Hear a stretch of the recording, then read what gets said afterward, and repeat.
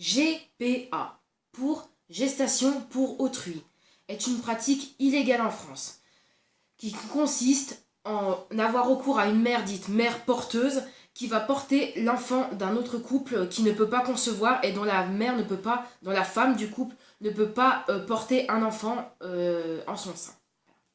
Quels sont les différents types de GPA? Donc il y a les GPA avec don de gamètes. Donc en fait, le couple fournit les gamètes, c'est-à-dire les spermatozoïdes et les ovocytes, pour la fécondation. Il peut aussi avoir un don extérieur, donc d'un donneur anonyme, de soit des spermatozoïdes, soit des ovocytes. Si les spermatozoïdes et les ovocytes sont donnés, on parle alors de don d'embryon. Le don d'embryon, donc en fait, ça se fait suite à une FIV. Donc vous savez que suite à une FIV, les embryons sont conservés pendant 5 ans. Et donc le couple biologique le parent biologique de ces embryons peut choisir de donner ces embryons à un autre couple. Donc le donneur ne peut pas, mais il faut savoir quand même que la loi interdit les donneurs d'être à l'origine de plus de 5 naissances, pour éviter aussi des phénomènes de consanguinité et finalement qui peuvent entraîner des problématiques plus graves.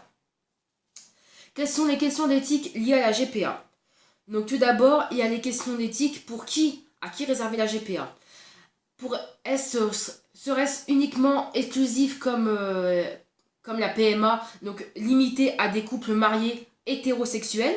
Parce que finalement, la loi du mariage pour tous de 2013 ne devrait pas inclure finalement les couples homosexuels au même titre que des couples homosexuels. Des couples ne devrait pas inclure des couples homosexuels au même titre que des couples hétérosexuels dans les démarches d'aide à la procréation. Donc finalement, à qui permettre la GPA si elle était légale en France? Et je pense que la principale problématique, c'est aussi la question de la filiation. Comment légiférer sur une filiation? Qui est le père, qui est la mère dans cette démarche finalement? Parlons-nous de parents biologiques ou de parents entre guillemets affectifs? Finalement, si la femme, mère porteuse, décide de conserver cet enfant, de garder cet enfant, comment la loi peut-elle intervenir? Finalement, est-elle plus légitime que la mère biologique ou la mère qui attend cet enfant? Donc finalement, la GPA pose quand même certaines problématiques. En effet, nous pouvons être mère sans avoir donné la vie et avoir donné la vie sans être mère biologique. Ce qui pose aussi des questions inédites en domaine de bioéthique et en domaine philosophique, dirait-on même.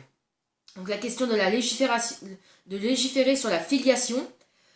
Et ensuite, la question aussi de l'anonymat du don face à la Convention des droits de l'enfant de 1989, dont je vous ai déjà parlé pour la PMA, où l'enfant a le droit de connaître ses parents. Finalement, si le don est anonyme, comment un enfant pourrait avoir le droit de connaître ses parents?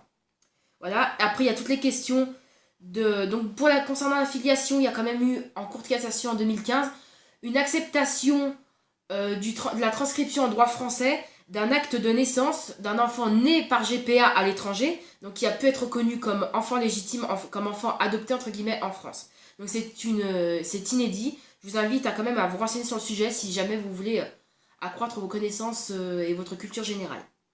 Ensuite, il y a aussi la problématique de la marchandisation du corps. En France, les dons sont anonymes et gratuits.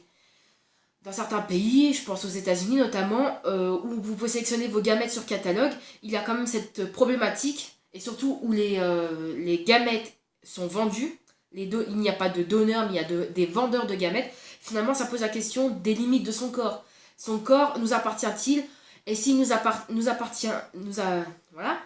Et peut-il être marchandé? Il y a la question de la marchandisation du corps, et finalement, ne serait-ce pas une nouvelle forme de prostitution de vouloir marchander des parties de son corps, par exemple louer son utérus pour 9 mois, sont des choses acceptables. Toutefois, il y a quand même aussi des questions où serait plus favorable à la GPA, notamment pour aider les femmes, par exemple, qui ont subi très jeunes une maladie touchant l'utérus, par exemple une hystérectomie ou d'autres problématiques qui leur empêchent de devenir mères, de pouvoir leur permettre d'avoir un enfant par le biais de la GPA. Ces problématiques restent en suspens parce qu'il y a des arguments pour et contre, et l'argument principal, c'est surtout l'argument sur la filiation qui serait vraiment un méli-mélo législatif auquel nous n'avons pas encore de réponse à l'heure actuelle. Sur ce, je vous retrouve pour de prochaines vidéos sur le thème sanitaire et social.